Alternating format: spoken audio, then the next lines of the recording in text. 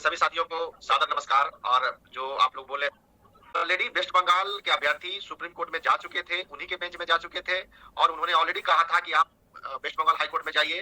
तो एक ही मामला में, एक ही केस में अलग अलग डिसीजन नहीं हो सकता था, इसीलिए हमको भी पटना हाई कोर्ट भेज दिया गया। कोई बात नहीं है, कोर्ट ने कमिटमेंट किया है कि आपका सारा बात सुनेंगे, क्योंकि मुकुल रोहतगी सर ने काफी विरोध किया, कहा कि हम तो पार्टी नहीं थे। उन्होंने कहा कि रिव्यू में, बोले हम पार्टी नहीं तो रिव्यू में कैसे हम आएंगे। उन्होंने साफ साफ कहा है कि भाई हम पार्टी नहीं थे, आपको सुनना होगा। तो उन्होंने कहा, कमिटमेंट किया है कि मिस्टर मुकुल रोहतगी जी, आप जो है पटना हाई कोर्ट जाइए, आपको हम लिबर्टी देते हैं, आपको रिलीफ देते हैं, आपका केस को जो है ना हम फॉरवर्ड पटना हाई कोर्ट करते हैं। पटना हाई कोर्ट में जाइए, अपना बातों कहिए, नहीं सुनेगा तो फिर दिन हमारे पास आइएगा। डायरेक्ट आप आ गए हैं, तो इसीलिए समस्या हो रही है। अब एक अच्छा बात हुआ है कि अब हमारा बात को, हम बेचैन थे अपना बात उठाने के लिए, इतना बड़ा वकील हम लोग ने रखा यह बात को स्वीकार कराने के लिए कि हुजूर हमारा बात को सुनिए। नहीं तो कई मामला में, डिसाइडेड मामला में, जो मामला डिसाइड हो चुका है उसमें तो 1 मिनट में कोर्ट कहा देता है अब क्या करने हमारे पास आए, हम तो फैसला दे चुके हैं। तो अब हम एसएलपी लेके जाएंगे सुप्रीम कोर्ट में, तो हमारा बात को पूरी अच्छी तरह से सुना जाएगा, जिसके बेंच में जाए। यह भी कहा गया कि भाई हो सकता है कि आपको हम स्पेशल बेंच दे देंगे या फिर गवाही सर के बेंच में ट्रांसफर कर देंगे, उस समय हम देखेंगे क्या करना है। तो एक तो एडवांटेज हमारा हुआ कि भाई कम से कम अब कोर्ट ने कमिटमेंट कर दिया है हमसे कि अगले बार आइएगा तो हम आपका सारा बात सुनेंगे। अभ्यर्थियों को लग रहा है कि सर सब गड़बड़ हो गया, अरे तो क्या करें, रास्ता क्या है। अब तो देश का सबसे बड़ा वकील हम लेके गए, कोई चूक ना हो जाए इसको ले गए हम। पूरे रात की नींद हमारी उड़ी हुई थी कि किसी तरह बेहतर तरीके से सुनवाई हमारा हो जाए।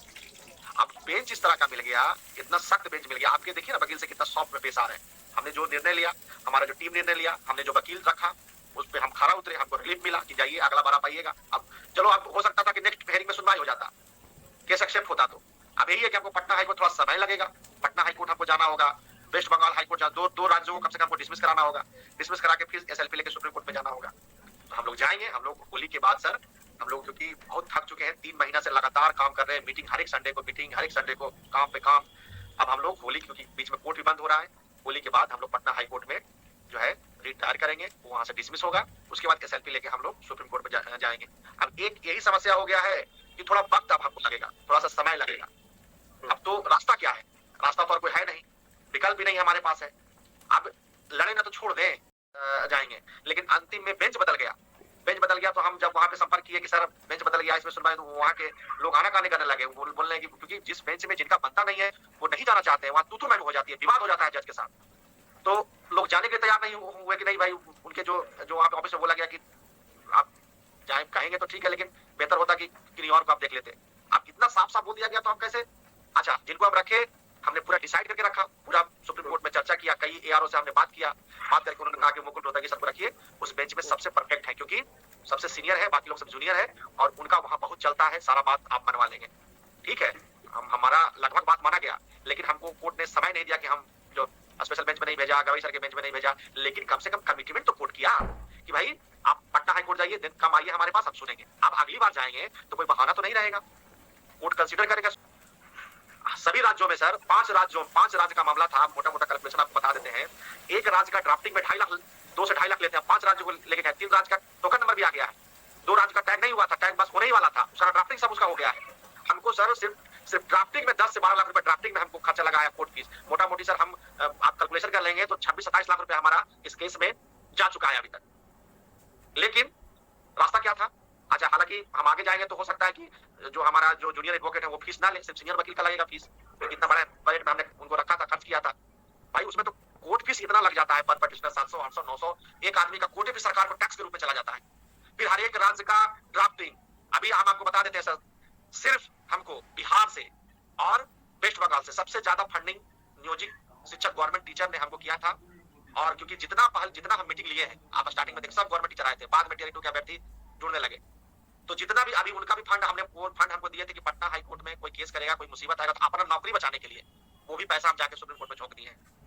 और कई लोगों का हम देख रहे हैं कि ग्रुप में या कई जगह की सर ऑल इंडिया से फंड है, हमको एक चमन कोई ऑल इंडिया से नहीं दिया है सर, नहीं तो अपना स्क्रीनशॉट हमको दिखा दे, हमने चंदा के रूप में किसी से कोई पैसा नहीं लिया है। हमको जो फंड आया है वो गवर्नमेंट टीचर नियोजित शिक्षक ने दिया है, टीआई 2 के अभ्यर्थियों ने दिया है, वेस्ट बंगाल के जो ऑनगोइंग की जो पुलिस वाला अभ्यर्थी है वो दिया है। कुछ राज्य जैसे छत्तीसगढ़, उड़ीसा और आसाम की लोग इतना कम फंड, लगभग लाख, कोई 1 लाख, कोई 50,000, उसमें कई लोगों का नाम ऐड करवाए हैं। उनका ड्राफ्टिंग हमारा बिहार के पैसे से ड्राफ्टिंग कराएंगे, 2.5 लाख रुपए में ड्राफ्टिंग होता है, 2 लाख रुपए में, क्योंकि हमको 5 राज्यों को लेकर जाना था, तो हमारी मजबूरी थी उनको हमको जोड़े, तो हमारा और बिहार का ही पैसा उसमें लग गया है। हमने किसी अभ्यर्थी से चंदा के रूप में 1 रुपया नहीं लिया है, और ना हम अपेक्षा करते हैं। हम किसी अभ्यर्थी से, जो कॉमन अभ्यर्थी है, जो बेचारा परीक्षा मतलब जो से उनके पास डिग्री है, उनसे हम 1 रुपया का मांग नहीं करते हैं, ना करेंगे। जो पर नौकरी जाएगा तो जाएगा। तो कोई एक आदमी सर इस मामले को लड़ने के लिए तैयार नहीं है, और ना इतना बड़ा वकील रखने की किसी की क्षमता है सर। हम आपको बता देते हैं, कभी कभी हमारा भी मन निराश हो जाता है कि अरे छोड़ो यार, सब इतना तनाव, सबकी नौकरी जाएगी तो हमारी भी जाएगी। होता है ना तनाव भाई, आपको बार बार बोला जाएगा, बार बार ग्रुप में कुछ कुछ, हालांकि हम तो सब चीज लेते ही नहीं है, लेकिन फिर भी इंसान है आदमी। यदि हम छोड़ दें मामला, आज कल से छोड़ दें कि आप देख लो यार कुछ फंड बचा है तो आप ले लो यार, पटिशनर जो भी है देख लो, अपना देख लो क्या होगा बताइए। तो जो भी है सर, अब इसमें हम लोगों को जितना भी अभ्यर्थी है, कम से कम जो क्वालिफाई अभ्यर्थी है, जिसकी नौकरी होने वाली है, नियुक्ति पत्र होता है सर हमारे पास, बिलखता है, कैसे छोड़ दें उसको। तो उन सभी अभ्यर्थियों को सर अंतिम बार फिर एक बार सुप्रीम कोर्ट जाएंगे, जो निर्णय होगा सो हमारे भाग में होगा, सो होगा। हम लोग अंतिम बार चाहते हैं कि जो अभ्यर्थी एनआईओएस के लिए लड़ाई लड़ेगा, हम उसके साथ हैं। अच्छा, रहा पैसा के बाद सर, तो हम कोई दुकान नहीं खोले हुए हैं कि हमारे पास पैसा का पेड़ लगता है, लेकिन हमने सर, यदि कोई अभ्यर्थी कुछ अच्छा कर रहा है और उसके साथ हमको जोड़ने की आवश्यकता होगी तो हम लोग जुड़ेंगे, उसमें कोई दिक्कत नहीं है। अभी हम रिव्यू की बात बता, विश्वनाथ जी को डायरेक्ट हमको फोन करना चाहिए था यूट्यूब पे आने से पहले, है जो भी हो। उन लोगों ने रिव्यू दायर किया है और डिफेक्टिव लगाया था हमारे केस की, इनका पप्पू यादव जी का केस यदि एक्सेप्ट हो जाता है तो रिव्यू को टैग करा दिया, लेकिन हुआ नहीं ऐसा। पटना हाईकोर्ट में हमको भेज दिया गया और रिव्यू रह गया। तो अभी क्या है सर कि रिव्यू में सभी को पता है, एक जन को पता है कि रिव्यू 99% 90% डिसमिस हो जाता है। लेकिन ठीक है, लेकिन यदि उनका विचार है कि नहीं हम इसमें जो है, क्योंकि रिव्यू सर हमेशा जो जाता है वो कोर्ट मास्टर देखता है और रिजेक्ट कर देता है, उसमें एक एप्लीकेशन लगाया जाता है कि इसको ओपन कोर्ट में रखा जाए। और विश्वनाथ जी बता रहे थे कि हम इसमें एमए फाइल करेंगे ताकि ओपन कोर्ट में ये लग जाए। तो हम अपने जो एडवोकेट हैं वहां पे हमने बात किया, उन्होंने बोला कि ये नामुमकिन है कि ओपन कोर्ट में लगेगा, लेकिन हम कहने वाले नहीं होते हैं कि नामुमकिन हो सकता है, कुछ चमत्कार करा ले अपने एडवोकेट से। तो यदि उनका केस लग जाएगा, यदि उनका ओपन कोर्ट में वो करे ना भाई, ओपन कोर्ट में यदि लग जाएगा तो हम तुरंत आइए डाल तो उसमें घुस जाएंगे ना सर, अपना वकील उसमें उतार देंगे। मतलब तो ऐसा ही हो गया कि वकील वहां रख दिए। अरे जैसे ही उनका जो उनका है कि ओपन कोर्ट में लग जाएगा, तो अभी डिफेक्टिव है, डिफेक्टिव फ्री करा ले, वो करा के प्रयास करें लगाने का। जैसे ही लग जाएगा उनका, तो हमारा जो टीआरई 3 का, टीआरई 2 का अभ्यर्थी है, वेस्ट बंगाल का जो अभ्यर्थी है या दूसरे राज्य का अभ्यर्थी है, जैसे ही वो लगेगा